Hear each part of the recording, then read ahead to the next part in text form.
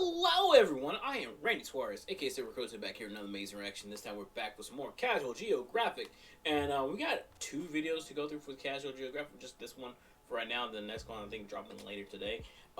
Anyway, why you owe people afraid of butterflies an apology? Why do we owe? Why you owe people afraid of butterflies an apology? I think he meant why you owed old people. I don't know. I'm not getting into this. But anyway, hey, sometimes butterflies can be cute and terrifying. I think they're different kinds. And if I remember correctly, I guess we're going to find out.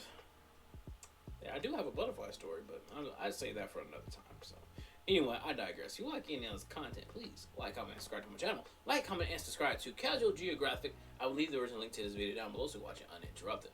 Also, link to my Twitter, Instagram, TikTok, follow me on those social platforms. Also, link to the Discord. Come join us to the Crow's Nest. Talk some about stuff. Have a jolly good time.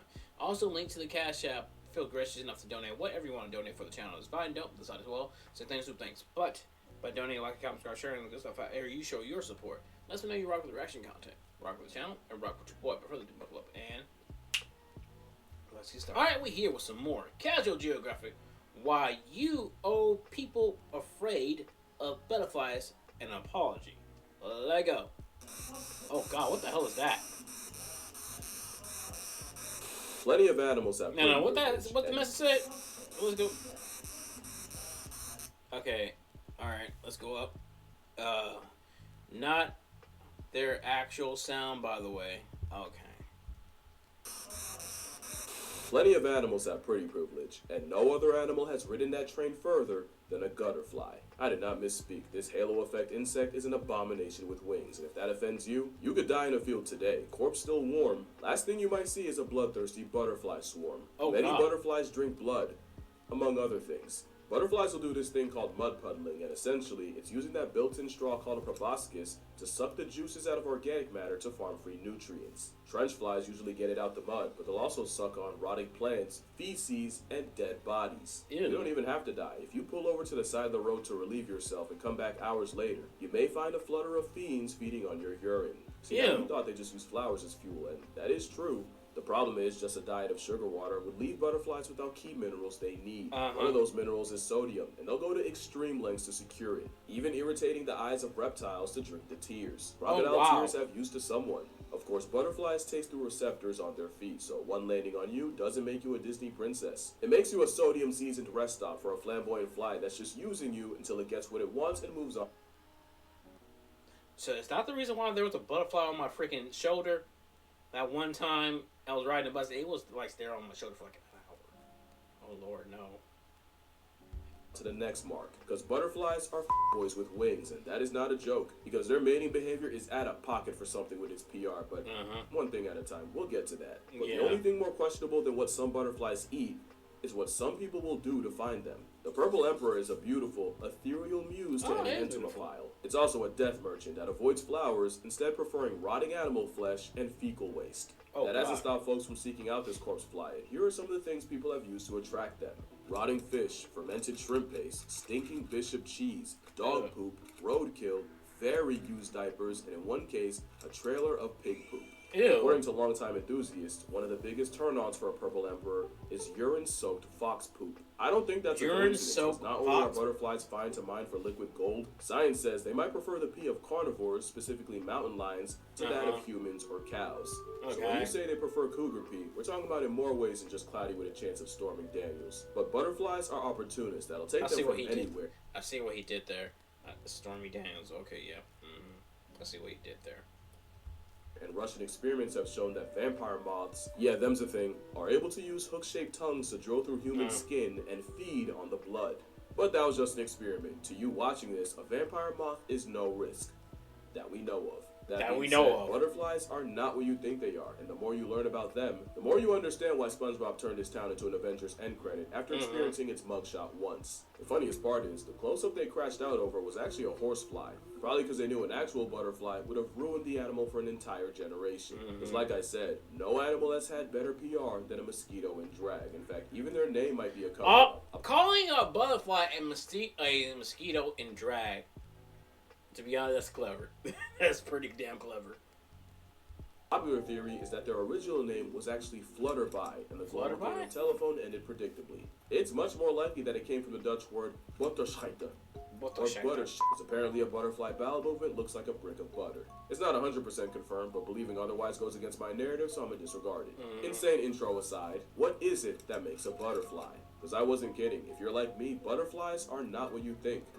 Like on a scientific level, Lepidoptera represents the order of flying insects that are, well, basically moths and anything that looks like a moth. They're like a Digimon. Butterflies are a relatively small superfamily that's less than 10% of the Lepidoptera party, with a small contribution of, at most, 20,000 species. Okay. Everything else is a moth. They go to war, moths clear. There are also skippers, which are technically butterflies, but were such an out-of-character butterfly that science thought it was its own thing. Long story short, it's a butterfly that heavily borrows from the moth's playbook, especially when it comes to flying.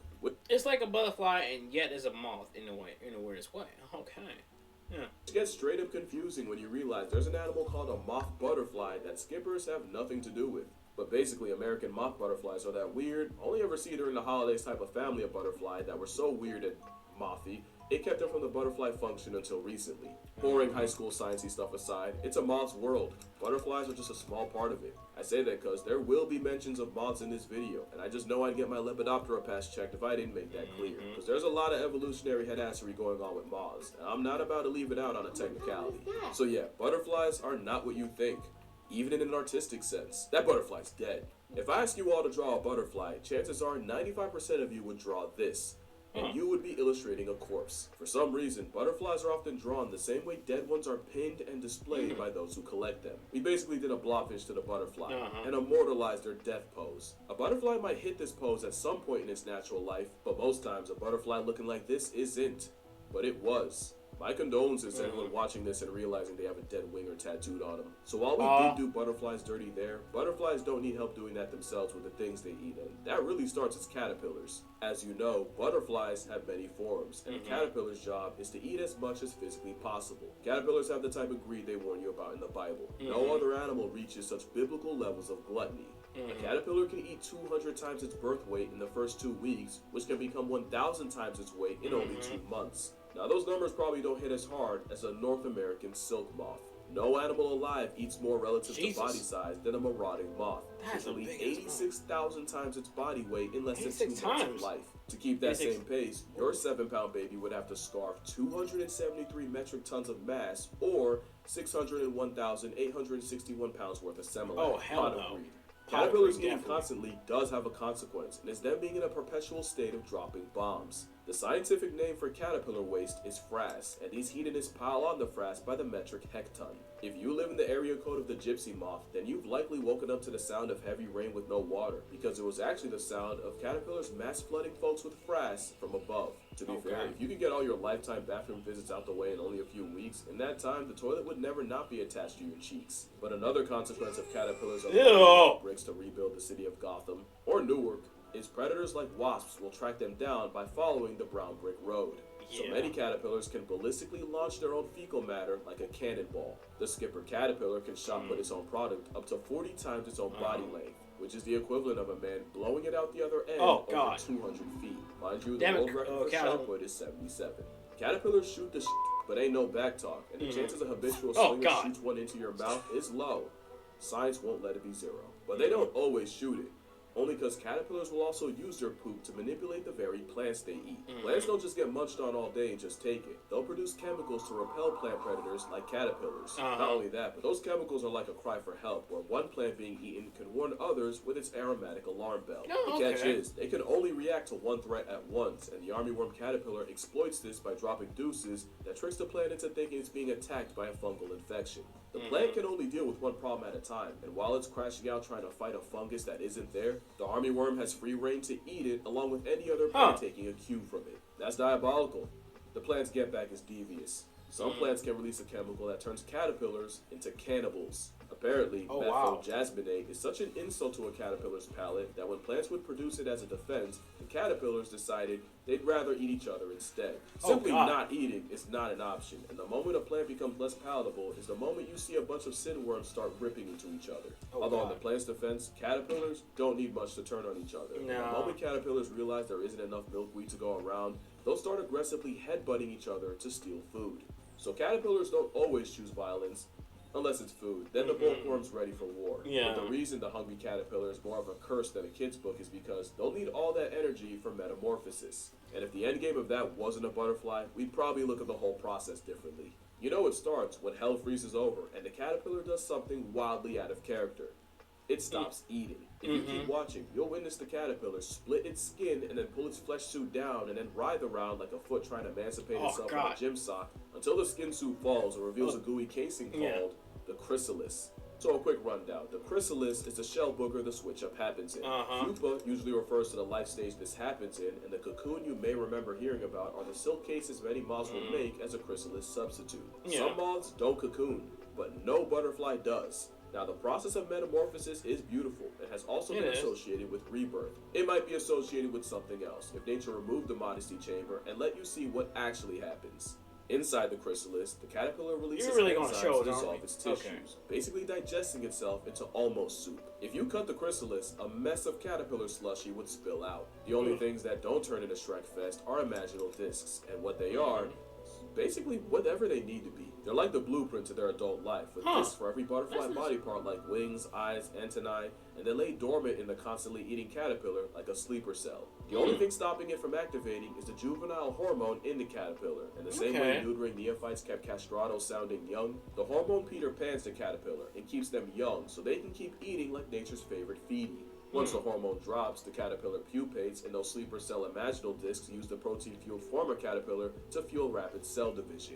The process isn't one-to-one for every caterpillar, but that's pretty much the spark notes. Monarch butterflies occupy a chrysalis anywhere from 10 to 14 days. Some, like desert orange tips, will wait years, some say even close to a decade, for the right conditions to pop out. Another fact is that adult butterflies can remember part of their lives as caterpillars, even with their time as butterfly broth in between. Science shows that caterpillars conditioned to avoid certain smells through electrical shocks go on to show the same discernment as flying adults. I feel like that's way cooler than people give credit for, but it's also possible they do remember their past lives of greed, which might be why many moths don't have mouths altogether. Okay, that's a joke. Well, not the no mouth thing. The Luna moth is only alive for as long as its caterpillar past ate for. But the reason is because the same way a caterpillar's job is only to eat, once they can fly, their main priority is getting laid.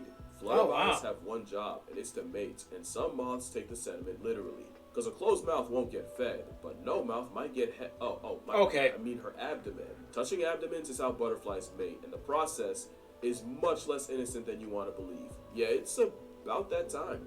Almost every messed up thing about butterflies comes down to their You're just gonna show us butterflies will use several factor authentication. Casual, you're just gonna show us butterfly sex? Really, my dude? Okay. Like sound, color, even flight patterns to choose a mate, but the real secret sauce are pheromones. Males use pheromones like a calling card, and many moths and butterflies have a hair pencil to help get the message out further. Also called the coromata, it's a scent organ that inflates and fans out pheromones to anyone who might be interested. And with over 180,000 species of moths and not moths, someone was bound to take it too far. And Creightonos Gangus shows you just how far love makes some guys go. If it's any solace, a horny male moth can't fly with its coromata out. Life finds a way. Also, yes, Australia. Males use the food they collected. Of course it was Australia. Australia is... You have to keep adding what I'm not going to visit.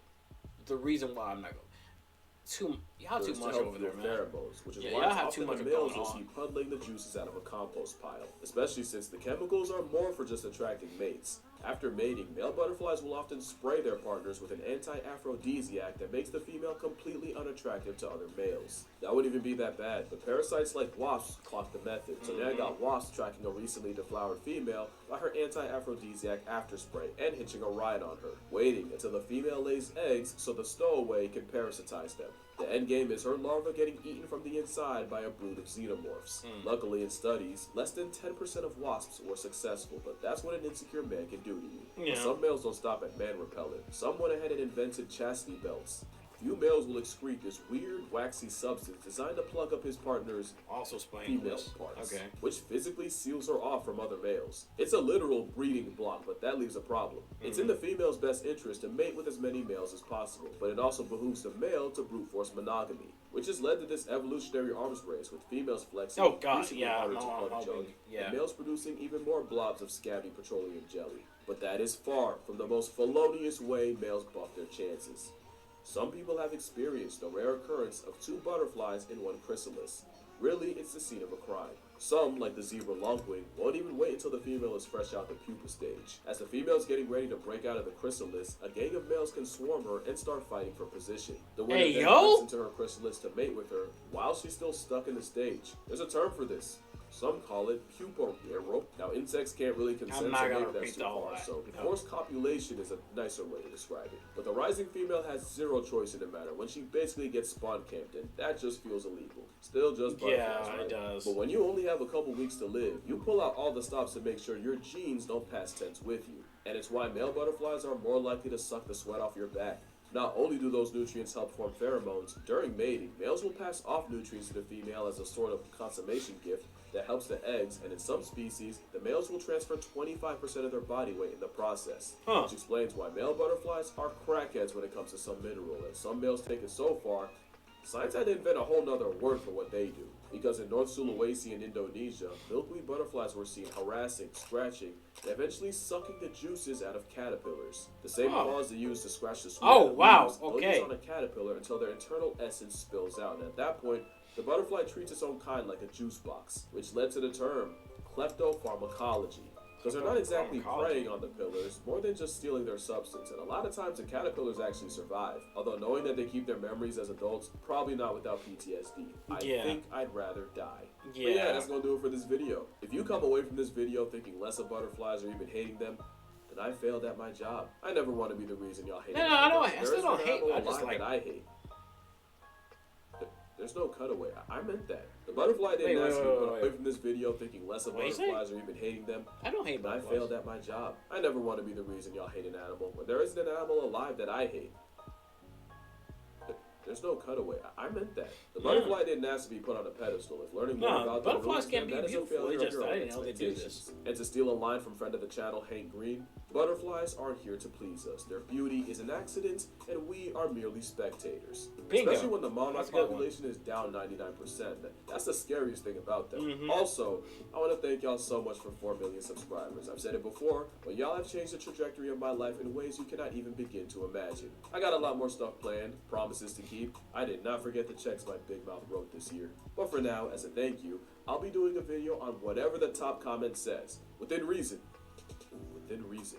Anyway, Within it's been a reason. minute since I said this, but drink water, hug your mother, save the butterflies, fam, and moths too. And I'ma see y'all in the next one. Probably the last one of this year, to be honest. Oh, the doggy playing with your butterfly. Oh, it's so sweet. Hey, yo, shout outs to Casual, man. I mean, it does not make me hate butterflies in general. It's just like making me, I guess, appreciate what they do. And at the same time, we're like they said, like you said, we're just spectators on this. So, but anyway, I hope y'all enjoyed this as much as I did. And if you like any of this content, please like, comment, and subscribe to my channel. Like, comment, and subscribe to Casual Geographic. I will leave the original link to this video down below, so watch it uninterrupted. Until next time, please take care of yourself, stay hydrated, stay safe, stay warm. Peace out. And little questions is everything they know about.